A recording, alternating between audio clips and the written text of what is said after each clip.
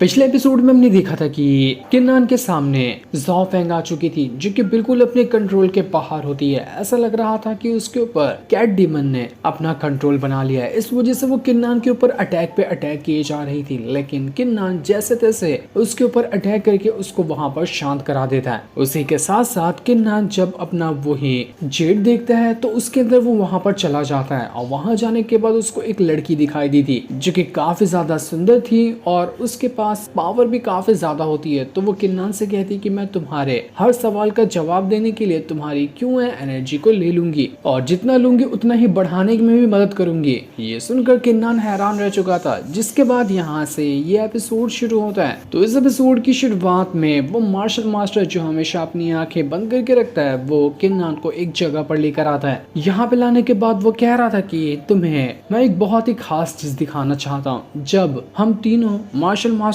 उस सी of darkness के अंदर से बाहर निकल कर आए थे ना, तो उस टाइम हमारी बड़ी मुश्किल से जान बच पाई थी। लेकिन जो भी एक्सपीरियंस हमने सी ऑफ डार्कनेस के अंदर हासिल किया था, उस एक्सपीरियंस के हिसाब से हमने 3 यहाँ पर ट्रायल बनाए हुए हैं। ये 3 जो तुम्हारे सामने गेट दिखाई दे रहे हैं ना, उन तीनों के अंदर अलग अलग तरह की पावर है। जिस तरह की पावर को हमने सी ऑफ डार्कनेस के अंदर एक्सपीरियंस किया था, तुमसे पहले हमने यहाँ पर ये ट्रायल इसलिए बनाया था ताकि आगे आने वाली जनरेशन जो है ना, वो इस ट्रायल को पास करे। इसको पास करने के बाद उनको इतना तो पता चल जाएगा कि सी ऑफ डार्कनेस कितनी खतरनाक जगह है और वहां पर वो सरवाइव कर पाएंगे या फिर नहीं कर पाएंगे। इस ट्रायल को पास करने के बाद ही उन्हें सी ऑफ डार्कनेस में जाने की परमिशन दी जाती थी। इसलिए हम तीनों ने अपनी एक्सपीरियंस की मदद से यहाँ 3 गेट बनाए हैं। तीनों गेट को किसी इंसान को पास करना पड़ता है, तभी वो इस ट्रायल को क्लियर कर पाता है। किन्नान कहता है कि जो तीनों गेट है ना, वो मुझे कुछ अजीब से लग रहे हैं। ऐसा लग रहा है कि ये इस दुनिया के तो नहीं है, किसी और वर्ल्ड से लाए गए होंगे,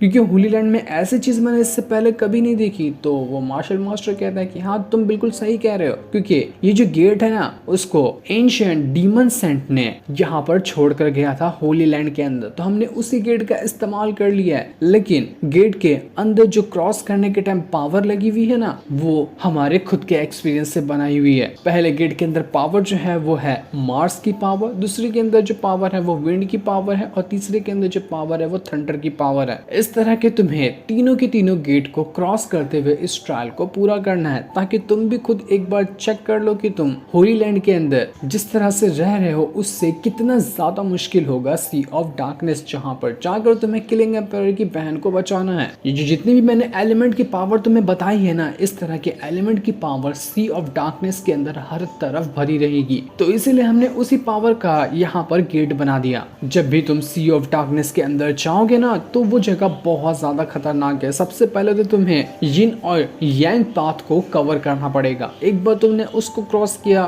तो उसके बाद इतने ज्यादा रास्ते आएंगे ना कि तुम खुद भूल जाओगे कि तुम्हें जाना किधर है। इतनी कॉम्प्लिकेटेड है वो सी ऑफ डार्कनेस जगह।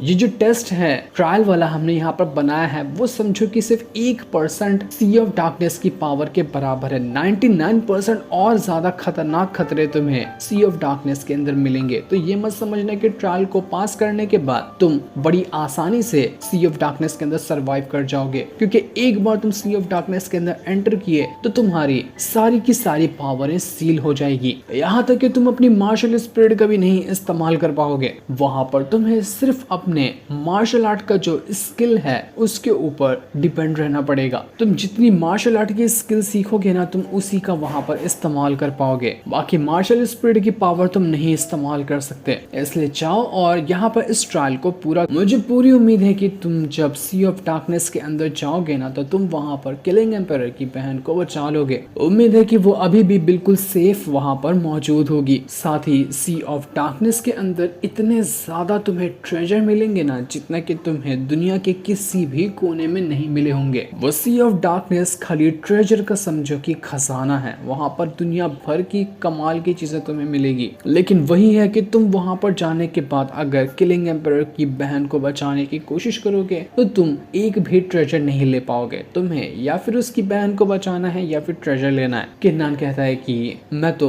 यहाँ पर सीधा किलिंग एम्पायर की बहन को बचाने के लिए जा रहा हूँ, मुझे ट्रेजर से कोई मतलब नहीं है, मैं ट्रेजर को देखूंगा अभी तक नहीं, मुझे जो जिम्मेदारी मिली है मैं वो जिम्मेदारी पूरी करने जा रहा हूँ। ये सुनकर वो मार्शल मास्टर भी खुश हो जाता है और उसको बता देता है कि तुम जाओ और इस ट्रायल को आप पूरा करो, बेस्ट ऑफ लक है मेरी तरफ से तुम्हारे लिए। इसलिए किन्नान तो वहां पर ट्रायल पूरा करने के लिए चला जाता है। लेकिन दूसरी तरफ हम एक पहाड़ का सीन देखते हैं जहां पर किलिंग एम्पायर शियाओ को लेकर आया हुआ था ताकि उसको प्रैक्टिस करवा सके। किलिंग एम्पायर और लेंग भी वहां पर मौजूद होते हैं जहां लेंग ने कुछ लकड़ियां ली हुई थी और शियाओ पहाड़ के नीचे होती है। उसको पहाड़ पूरा क्रॉस करते हुए ऊपर आना है और तब तक ऊपर से लेंग और बाकी लोग उसके ऊपर वो धारदार लकड़ियां फेंकते जाएंगे ताकि उसको मारने की कोशिश कर सके। लेकिन सारे खतरों से बचते हुए शियाओ को ऊपर आना पड़ेगा, यही उसकी यहाँ पर ट्रेनिंग चल रही थी। शियाओ का कई बार हाथ भी छूटने लग जाता है पहाड़ को चढ़ते हुए, लेकिन फिर भी वो हिम्मत करते हुए ऊपर आते जा रही थी। जैसे वो थोड़ा और ऊपर आ जाती है तो उसकी काफी ज्यादा हालत खराब हो चुकी थी। लेकिन तब भी शियाओ कह रही थी कि हाल फिलहाल तो मेरी कल्टीवेशन सील है, लेकिन मेरी कल्टीवेशन सील होने के बावजूद भी मैं यहाँ पर इतना ज्यादा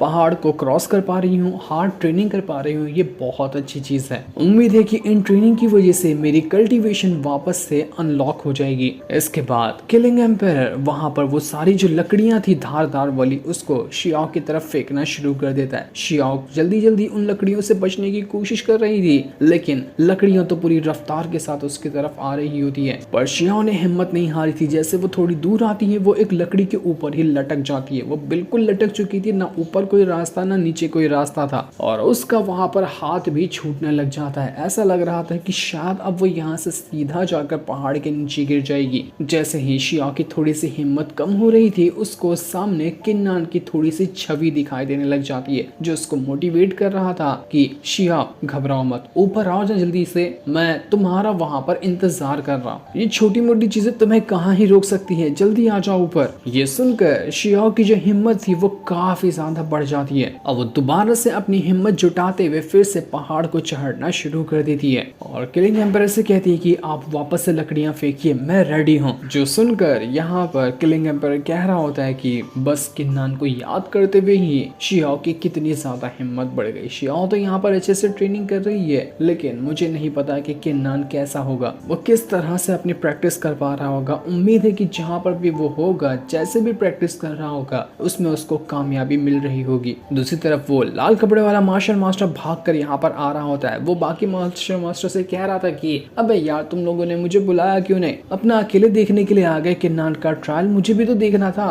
मैं अपना खाना वगैरह सब छोड़कर आया हूँ, किन्नान ने ट्रायल पूरा किया क्या नहीं किया। लेकिन तभी वहाँ की जमीन बहुत ही ज्यादा हिलना शुरू हो जाती है क्योंकि किन्नान ने अपना ट्रायल पूरा करने ही वाला था। उसने 2 गेट को तो क्रॉस कर लिया था, मार्स और विंड वाले, सिर्फ आखिरी थंडर वाला गेट बचा हुआ था जिसको भी अभी किन्नान को क्रॉस करना है। और किन्नान बड़ी आसानी के साथ उस वाले गेट को भी क्रॉस करते हुए उसके अंदर से बाहर निकल कर आ जाता है। उसका पूरा शर्ट वर्ट सब फट गया था, लेकिन फिर भी उसने एकदम एटीट्यूड के साथ पूरे के पूरे तीनों गेट को कवर किया था। किन्नान बाहर आने के बाद सभी मार्शल मास्टर से कहता है कि मैंने जो तीनों गेट को क्रॉस किया है ना, मुझे लगता है कि अगर आगे भी मुझे मार्स, विंड और थंडर की पावर से मुझ पर अटैक वगैरह होता है तो मैं उसको हैंडल कर लूंगा। ये गेट बड़े कमाल के थे, इनको क्रॉस करने से मुझे काफी अच्छा एक्सपीरियंस मिला। वो लाल कपड़े वाला मार्शल मास्टर कहता है कि शाबाश मेरे शेर, मुझे तुझसे यही उम्मीद थी, चला जा साथ में दारू पीते हैं, पूरी रात दारू पियेंगे बैठ के। बाकी मार्शल मास्टर भी काफी ज्यादा खुश थे, लेकिन जब किन्नान ने ये तीनों की तीनों गेट को क्रॉस किया था तो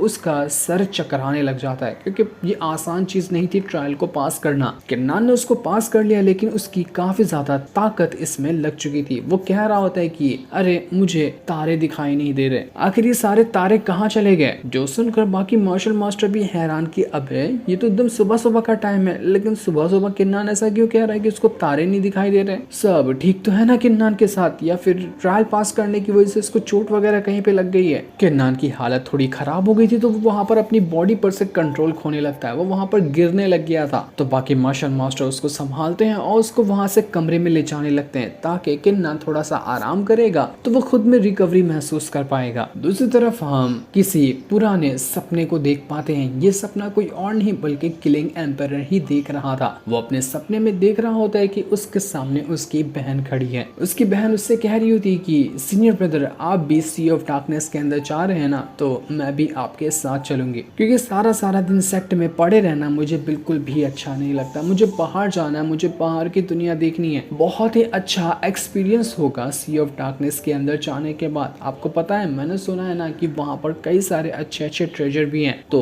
वहाँ का एक स्पिरिचुअल स्टोन किसी ड्रैगन के अंडे जितना बड़ा होता है। इतना ज्यादा कमाल की वो जगह है और वहाँ के ट्रेजर भी इतने ज्यादा कमाल के हैं। तो आप मुझे वहाँ पर ले जाओगे ना? लेकिन किलिंग एम्पायर ने तो उसको उस टाइम मना कर दिया था और यही ना ले जाने की वजह से उसकी बहन सबसे छुपा कर सी ऑफ डार्कनेस के अंदर चली गई थी और उसके साथ ऐसा कुछ हो गया था जिस वजह से वो वहीं पर फंस के रह गई। तभी तो किन्नान को अब ये मिशन मिला है कि उसे सी ऑफ डार्कनेस के अंदर जाने के बाद किलिंग एम्पायर की बहन को बचाना है। यही सारे सपने देखकर किलिंग एम्पायर काफी ज्यादा उदास हो गया था। उसका दिल तो चाह रहा होता है कि वो जी भर के यहाँ पर रोए, लेकिन वो रो कर तो नहीं दिखा सकता था। वो ढेर सारी दारू पीकर बस अपना गम मिटाने की कोशिश कर रहा था। और वो भी यहाँ पर ऐसा ही कहने लगता है कि मुझे तारे क्यों नहीं दिखाई दे रहे, जैसा कि बिल्कुल ठीक किन्नान कह रहा था। क्या पता उन तारों से सी ऑफ डार्कनेस का कुछ न कुछ तो कनेक्शन होगा, तभी किन्नान ने उन तारों की बात कही थी। तो वहीं शियाओ जो होती है वो अभी भी यहाँ पर अपनी ट्रेनिंग करते ही जा रही थी। ट्रेनिंग करते हुए करीब 6 महीने गुजर चुके थे। किलिंग एम्पायर शियाओ से कहता है कि पिछले 6 महीने में ना हम यहाँ पर कितनी बार आए हैं प्रैक्टिस के लिए, कितनी बार तुमने इस पहाड़ को चढ़ने की कोशिश की है। तो यहाँ पर शियाओ बताती है कि करीब 127 बार हो चुका है। हमने 127 बार यहाँ पर आए हैं और मैंने हर बार पहाड़ चढ़ने की कोशिश की है, लेकिन अभी तक की मेरी कल्टीवेशन जो सील थी वो अनलॉक नहीं हो पाई। पर टेंशन मतलब मैं कोशिश कर रही हूँ, शायद जल्दी से वो अनलॉक हो भी जाएगी। ये सुनकर किलिंग एम्पायर जो होता है वो दोबारा से कई सारी लकड़ियों को सीधा शियाओ की तरफ ही फेंक देता है ताकि दोबारा से उसको पहाड़ चढ़ने में मुश्किल दे सके। यहाँ पर भी शियाओ उन लकड़ियों के साथ फाइट करने की कोशिश कर रही थी ताकि उनसे बचते हुए वो पहाड़ चढ़ पाए, लेकिन अभी तक के वो एक बार भी पहाड़ नहीं चढ़ पाई थी। 127 बार उसने ट्राई किया लेकिन पहाड़ वो चढ़ ही नहीं पाई। लेकिन वो भी किन्नान की तरह ही थी, कभी ना हार मानने वाली। वो कैसे भी करके पहाड़ को चढ़ कर ही रहेगी। और इस बार जब वो उन लकड़ियों को छूती है उसकी पावर एक्टिवेट हो जाती है, जो कि काफी टाइम से नहीं हो पा रही थी। और उसकी पावर ने यहाँ पर पूरी की पूरी लकड़ियों को ही बर्फ से जमा कर राख कर दिया था। वो सब बर्फ में जमने के बाद एकदम भूसे जैसे हो जाते हैं और उन सभी की पावर अब यहाँ पर सीधा शियाओ के अंदर जाना शुरू हो जाती है। ऐसा लग रहा था कि शायद वो अपना ब्रेक थ्रू कर जाएगी। वो सारी पावर जैसे जैसे शियाओ के अंदर जा रही थी उसकी पावर इंक्रीज होने लगती है और जैसे वो हाथ मारती है उसके आइस से बने हुए विंग्स बाहर निकल कर आ चुके थे, जो कि इतने ज्यादा कमाल के थे जिनकी कोई हद नहीं होती है। और जैसे ही शियाओ के पास विंग्स आए थे उसको पहाड़ चढ़ने की तो जरूरत ही नहीं पड़ती, वो सीधा उड़ते हुए ही उसको पूरा का पूरा क्रॉस करके बाहर आ जाती है, क्योंकि यही सीक्रेट था। जब तक कि शियाओ अपनी पावर का इस्तेमाल करते हुए उसको एक्टिवेट नहीं करेगी तब तक वो पहाड़ क्रॉस ही नहीं कर सकती। उसको पावर की मदद से अपनी विंग्स को समन करना है, उसके बाद ही वो इस पहाड़ को चढ़ पाती, जो कि आज यहाँ पर शियाओ ने अपनी हिम्मत के बलबूते पे कर दिखाया। उसने अपनी पावर एक्टिवेट की, विंग्स को एक्टिवेट किया और उसने पहली बार यहाँ पर इस पहाड़ को क्रॉस भी किया है, जिस वजह से वो बहुत ज्यादा खुश होती है और किलिंग एम्पायर का शुक्रिया कर रही थी उसको इतनी हार्ड ट्रेनिंग देने के लिए, क्योंकि ट्रेनिंग की वजह से ही ये पॉसिबल हो पाया था। किलिंग एम्पायर भी शियाओ के लिए बहुत ज्यादा खुश होता है कि चलो बहुत अच्छी बात है। लेकिन शियाओ ने ये चीज सुन लिया था कि किलिंग एम्पायर कह रहा था कि मुझे तारे नहीं दिखाई दे रहे, तो वो किलिंग एम्पायर से पूछती है कि आपने ऐसा क्यों कहा, अभी तो रात का टाइम है, तो आप ऐसा क्यों कह रहे थे कि आपको रात में भी तारे नहीं दिखाई दे रहे हैं। तो किलिंग एम्पायर कहता है कि देखो अब तुम ना इस बात को अभी तो नहीं समझ पाओगी और मैं तो चाहता हूँ कि तुम कभी भी इस चीज को समझो ही ना, क्योंकि ये बहुत ही दर्द देने वाली यादें हैं, तो तुम्हें इसको ना सुनना ही बेहतर होगा। किलिंग एम्पायर फिर से बहुत ही ज्यादा इमोशनल हो गया था। जो सीन दिखाते ही ये एपिसोड यहीं पर एंड हो जाता है। थैंक्स।